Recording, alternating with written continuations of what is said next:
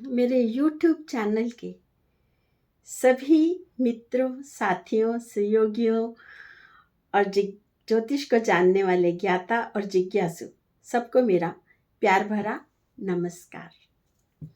और जिन्होंने मुझे ये सजेशन दिया या मुझसे ये पूछा कि मैडम आप ये बताइए कि शनि मार्गी हो रहा है तो गोचर में वो हमें क्या फल देगा, हमारे को इसका क्या लाभ हो सकता है या इसका हमें कैसे सदुपयोग करना चाहिए इस गोचर का, शनि के मार्गी गोचर का।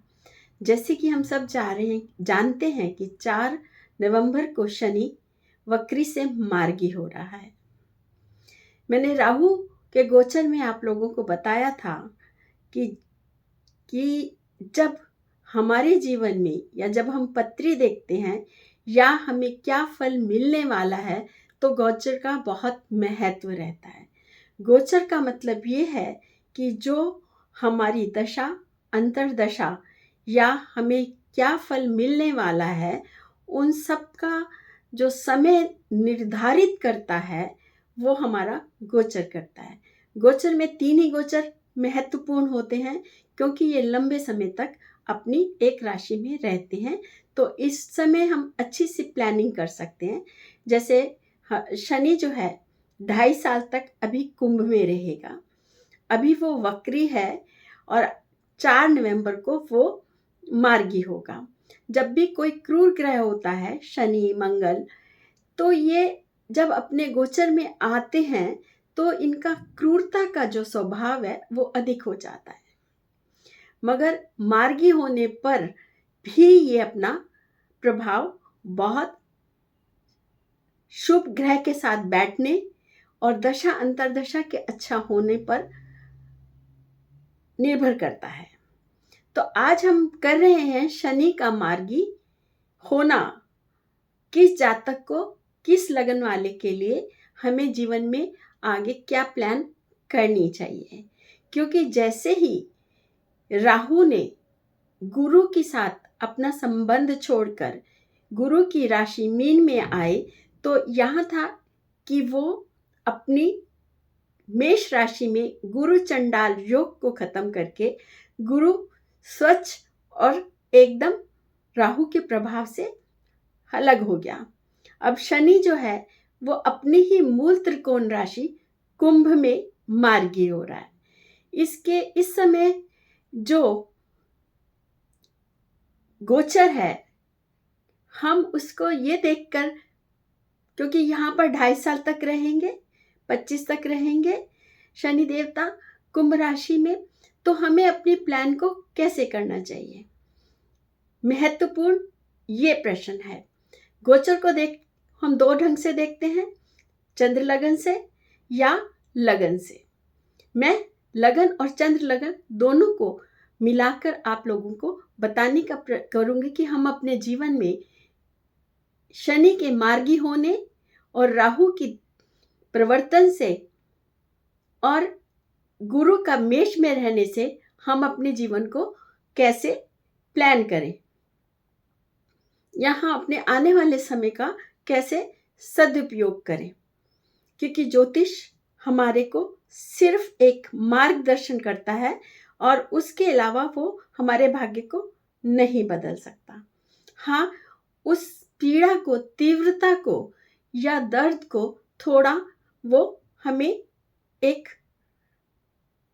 संभलने की और एक रास्ता निकालने की या उस पीड़ा को सहने की सहन शक्ति के लिए एक मार्गदर्शन करता है, या दूसरे शब्दों में कहें तो हमें धैर्य सिखाता है। चलिए, शनि का मार्गी हमारे जीवन में, हम जातक की हर राशि में ये क्या करेगा। मेष राशि में शनि जो है गोचर कर रहा है 11वें भाव में।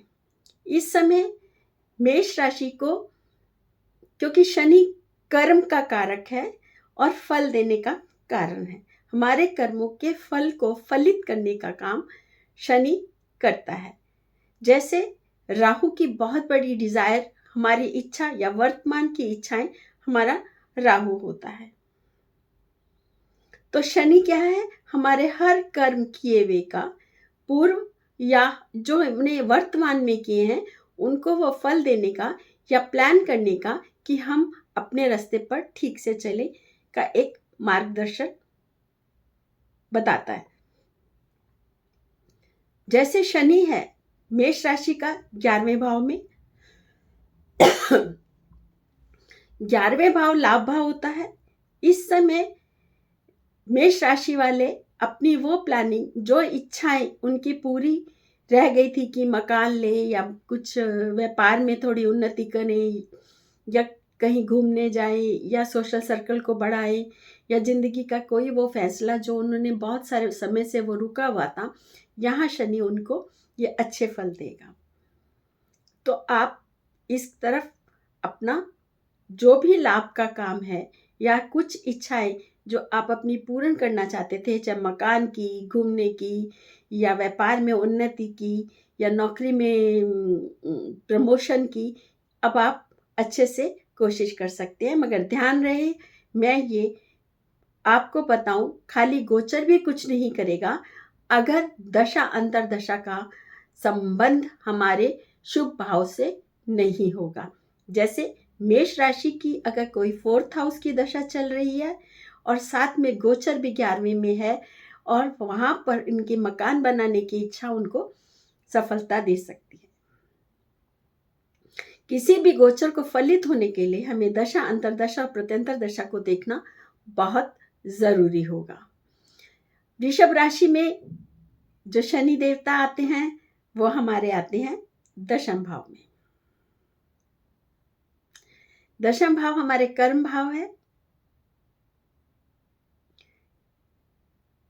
और यहाँ पर वो हमें एक एटीट्यूड, जैसे कि हम चाहते हैं कि दशम भाव हमारे स्टेटस, प्रोग्रेस और हमारे एक बिजनेस का भी है और हमारे नौकरी का भी है, प्रोफेशन का भी है। तो यहाँ पर अगर वो जो बदलना चाहते हैं, अच्छी पोस्ट पे आना चाहते हैं, अपने स्टेटस को बदलना चाहते हैं और कुछ नया करना सोच रहे हैं तो वो कर सकते हैं। मिथुन राशि वालों के लिए जो है ये भाग्य स्थान में हमारा शनि का मार्गी होना बहुत शुभ है, क्योंकि भाग्य हमें क्या देता है, हमें एक्सटेंशन देता है, बड़ी सोच करने की शक्ति बताता है। यहाँ शनि रिसर्च, स्प्रेड, एक्सटेंशन, बाहर में शनि का जो है, अगर वो काम करना चाहते हैं या व्यापार में कुछ करना चाहते हैं, किसी भी काम को वो बड़े ढंग से सोचना चाहते हैं या आप कह सकते हैं रिसर्च करना चाहते हैं, तो ये उनके लिए बहुत शुभ रहेगा। यहाँ पर वो अपनी नौकरी भी ढूंढ सकते हैं और अपने को अच्छी जॉब जो अब तक नहीं मिल रही थी या उनको अपने किसी भी काम में सफलता में थोड़ी मुश्किल आ रही थी, अब वो फिर से कोशिश करें और ठीक से करें और प्लान से करें तो उनका भाग्य, उनका शनि का गोचर उनको बहुत सहायता देगा। आता है कर्क लगन के लिए। कर्क लगन के लिए जो हमारा शनि का मार्गी होना 8वें भाग में है। इस वक्त इतने सालों से जो परेशान हो रहे थे कर्क लगन के लोग, अब वो अपने जीवन में एक परिवर्तन देखेंगे, एक नया ट्रांसफॉर्मेशन होगा। वो अंतर्मुखी होके अपने हर चीज़ को एनालाइज करके फिर से अगर वो दोबारा प्लान करते हैं या ये सोचते हैं कि मुझे इतने सालों में या मैं इतने वर्ष तक कुछ नहीं कर पाया या मुझे पीछे वक्री शनि ने बहुत परेशान किया, पीड़ा दी या मेरा सब काम अटके हुए थे, अब वो एक नए अंतर्मुखी ढंग से, क्योंकि 8वां घर हमारी पीड़ा का है, ट्रांसफॉर्मेशन का है और साथ में गूढ़ विद्याओं का भी है और जो नई प्रोजेक्ट्स के लिए हैं, इंडस्ट्री का भी है, फिनेंस का भी है, फिनेंसर हैं या वो कोई किसी फिनेंस से फिनेंस कराना चाहते थे, वहाँ पर ये सोच के अपनी प्लान को ठीक से फलीभूत कर सकते हैं। और यहाँ पर आते हैं सिम लगन वाले के लिए। सिंह लगन वाले के लिए सप्तम भाव में शनि का मार्गी होना उनके लिए बहुत सारी सुविधाएं तो लाएगा, क्योंकि सप्तम भाव लगन को भी देखेगा शनि। वहां पर यहाँ पर इन्हें बिल्कुल अपने रिलेशन एकदम शीशे के जैसे साफ रखने होंगे, क्योंकि सप्तम भाव खाली पति पत्नी का नहीं, रिलेशनशिप का है, अपने से पब्लिक का भी है। समाज में रहते हुए कोई भी हम बिजनेस करते हैं, ये बिजनेस का भी है, बिजनेस से भी हम लोगों से मिलते हैं। कोई भी किसी भी काम को करने के लिए हम सामने जो भी लेते हैं विषय, या उन सबके साथ संबंध को बनाना या देना अपने कर्म में आता है। उन सबके साथ अच्छे से, चाहे वो व्यापारी हो, चाहे पार्टनरशिप हो, किसी में भी आपको बिल्कुल अपने को ट्रांसपेरेंट, एक तरह से किसी भी ट्रांसपेरेंसी के साथ सारा काम करना होगा, और जितना भी अच्छा हो सके तो समाज के लिए कीजिए, क्योंकि ये पब्लिक प्लेस भी आता है। कन्या राशि के लिए छठे भाव में आ गया शनि।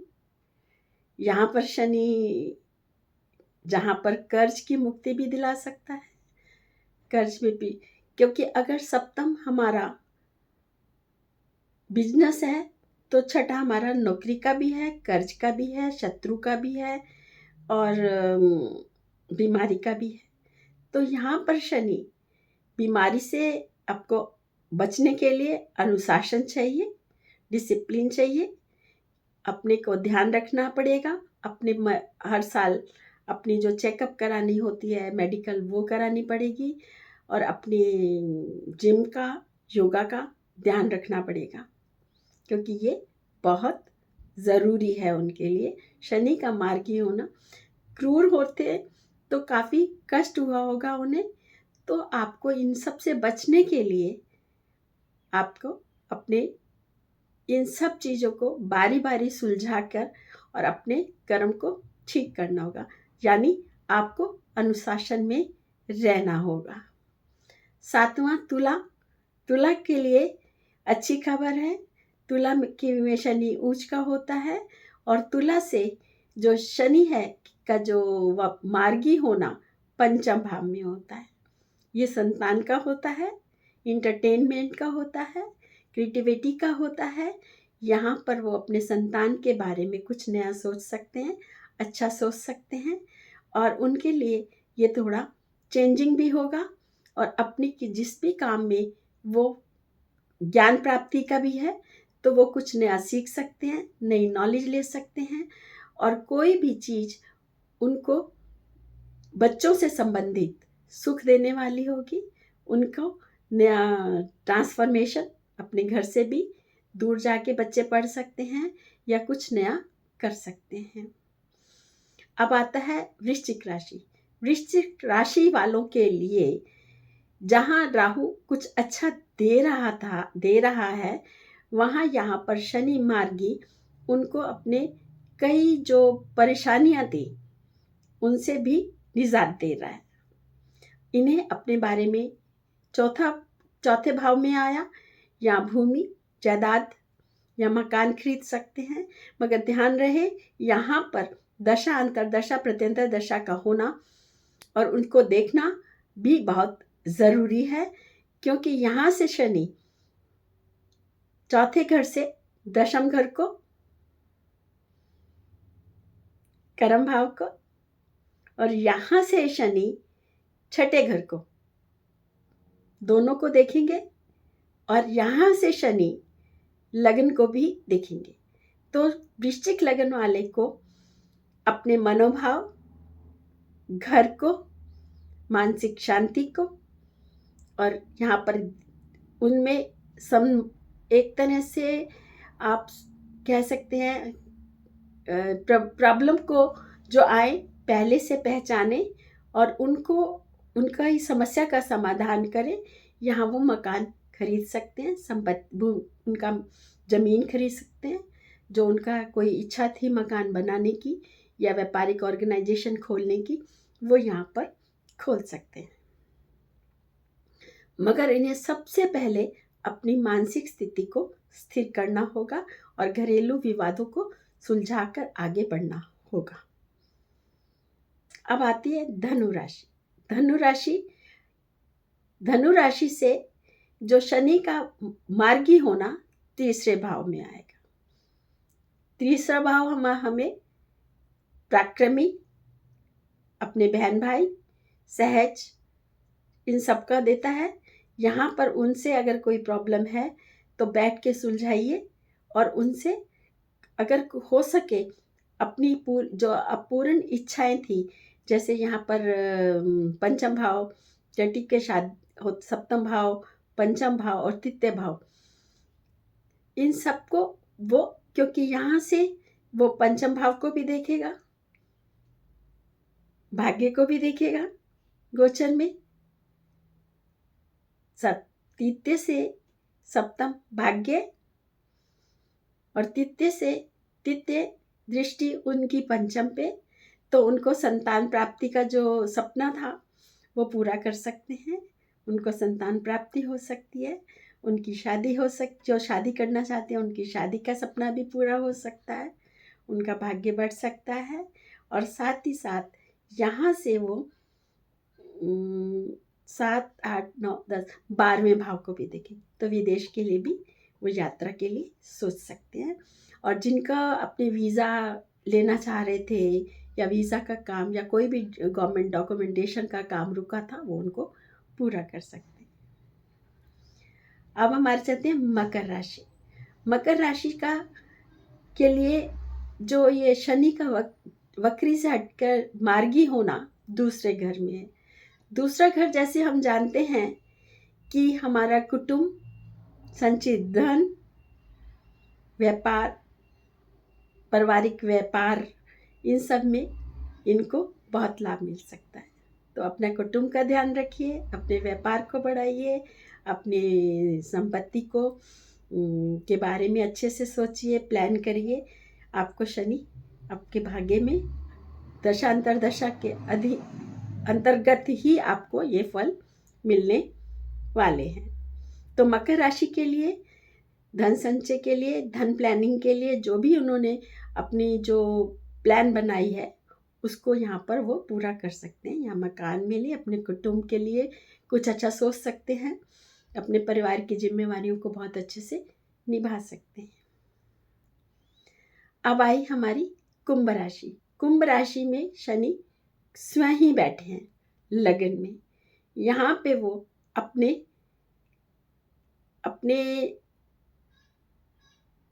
एटीट्यूड, अपने बारे में क्या सोचते हैं, यहाँ पर उनके लिए एक बहुत अच्छी चीज़ है, क्योंकि यहाँ से शनि सप्तम, दशम और तृतीय तीनों को देखेंगे तो वो अपने आध्यात्मिक उन्नति भी कर सकते हैं।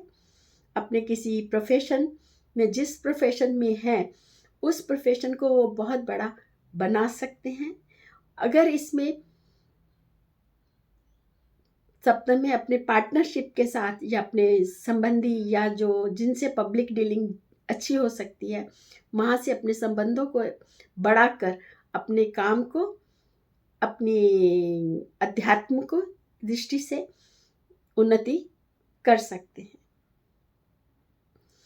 आई हमारे भवचक्र की 12वीं राशि, मीन राशि।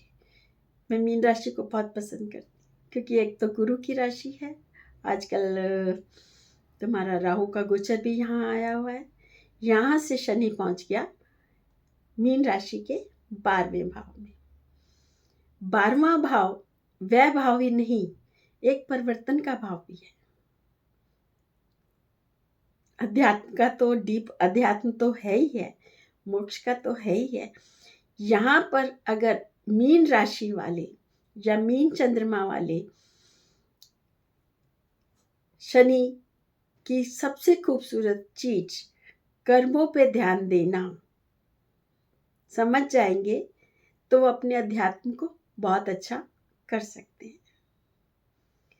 यहाँ से वो अपनी 7 जो सप्तम राशि कन्या है और बुध का और दशा अंतरदशा का संबंध बहुत अच्छा आता है, तो ये अपनी जर्नी आगे विदेश में बहुत अच्छा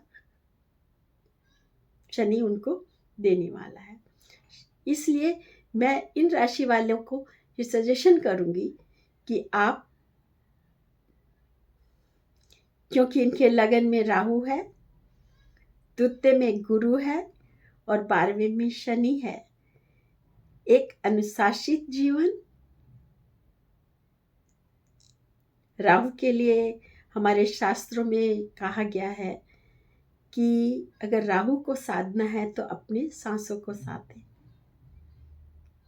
लोम विलोम कर सकते हैं, मेडिटेशन करना बहुत ज़रूरी है, क्योंकि शनि 12वें में है और गुरु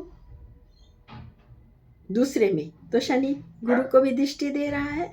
तो यहाँ पर उनके लिए योग, अध्यात्म और फेक साधुओं से बचना हो।